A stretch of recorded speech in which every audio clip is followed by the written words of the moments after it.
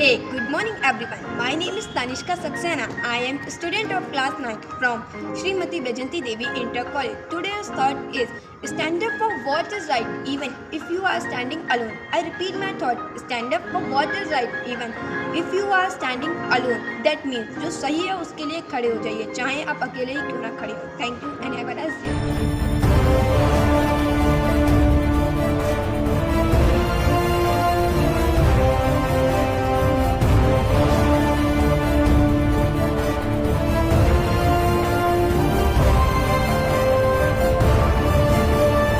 क्या आपको भी लगता है कि आपके बच्चे के पढ़ाई में कमजोर होने का कारण बच्चे का स्कूल या कि उसके शिक्षक हैं? प्राय देखने में आता है कि अभिभावक अपने बच्चे को अच्छे से अच्छे स्कूल में दाखिल करवा करके निश्चिंत हो जाते हैं कि अब सारी की सारी उसके पढ़ाई की जिम्मेदारी है वो उस विद्यालय की है। अब अगर बच्चा कक्षा में कमजोर प्रदर्शन करता है तो सीधे सीधे या तो उस विषयाध्यापक को टारगेट किया जाता है या फिर उस विद्यालय को दोष दिया जाता है कि वहाँ पर शिक्षण कार्य अच्छे तरीके से संपादित नहीं हुआ। प्रिय अभिभावक, जरा समझने का प्रयास कीजिए।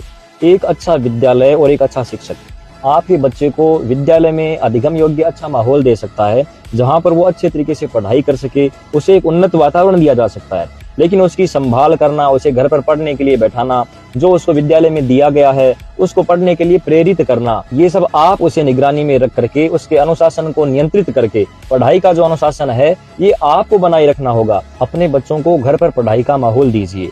आप जब भी समय मिले उसके साथ में बैठिए, उसे काम लगाइए, उसे पूछिए कि आज विद्यालय में क्या पढ़ाया गया, किस शिक्षक ने क्या पढ़ाया, उसके होमवर्क में उसकी सहायता कीजिए, उसे निर्देशित कीजिए। तुम्हें कितना समझ आता है, तुम्हें क्या समझ में नहीं आता है, विद्यालय में क्या समस्या है, इन सब पर उससे चर्चा कीजिए।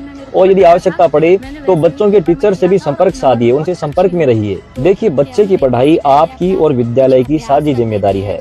आपकी परवरिश और स्कूल का मार्गदर्शन, ये दोनों मिलकर के ही आपके बच्चे के सुंदर भविष्य का निर्माण कर सकते हैं। अतः केवल विद्यालय में दाखिला करवा करके ही आप अपने कर्तव्य की इतिश्री मत कीजिए, बल्कि अपने बच्चे के अच्छे भविष्य निर्माण के लिए विद्यालयों का सहयोग कीजिए। अगर आपको लगता है कि यह वीडियो हर अभिभावक तक पहुंचना अति आवश्यक है तो कृपया इसे शेयर कीजिए। में प्रवेश के विद्यालय बच्चों को शहरी शिक्षण व्यवस्था का एक उन्नत विकल्प गांव में ही उपलब्ध करवाते हैं। ऐसे में अभिभावकों को तो उनका शुक्रगुजार होना चाहिए कि उनके बच्चों को गांव में अच्छा माहौल मिल रहा है, जबकि इसके विपरीत आलम यह है कि अधिकांशतः विद्यालयों में बच्चों की जो फीस है वो समय पर नहीं आती है। अब जाहिर सी बात है, पड़ता है बिजली पानी का बिल है, फोन का रिचार्ज है, मोटरसाइकिल का पेट्रोल है, क्या इनके बिल के भुगतान में हम डिले करते हैं? फिर बच्चों की स्कूल फीस ही क्यों लटकाते हैं हम, जबकि गांव के जो विद्यालय हैं वो शहरी विद्यालयों के अनुपात में बहुत कम फीस लेते हैं। प्रिय अभिभावक, जरा सोचिए, अन्य सारे खर्चे हमारी आवश्यकता है, हमारी मजबूरी है, लेकिन बच्चों की शिक्षा पर किया गया जो व्यय है, उनकी जो फीस है वो एक इन्वेस्टमेंट है जो कल को आपके बच्चों की सफलता पर आपको बहुगुणित होकर के मिलने वाला है।